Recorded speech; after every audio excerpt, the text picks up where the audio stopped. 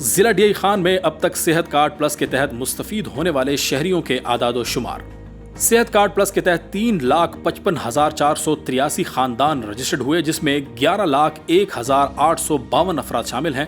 ضلع ڈی خان میں 26,433 مریضوں کے ایڈمیشنز ہوئے۔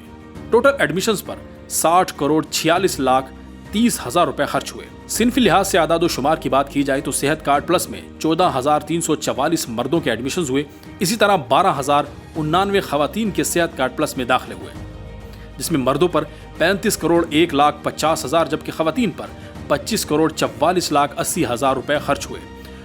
ٹوٹل ایڈمیشنز پر 60,46,30,000 روپے خرچ ہوئے۔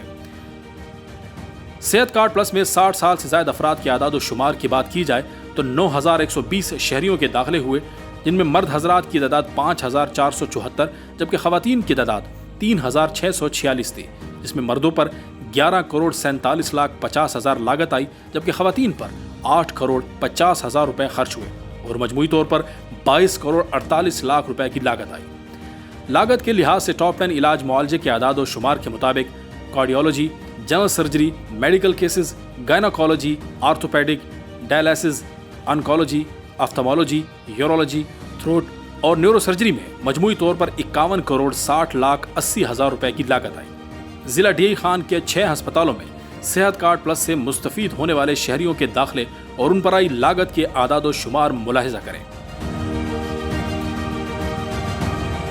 ضلع ڈی خان کے 6 ہسپتالوں میں مجموعی طور پر 23,240 شہریوں کے ایڈمیشنز ہوئے اور اس پر کل لاگت 29,32,50,000 روپے کی آئی۔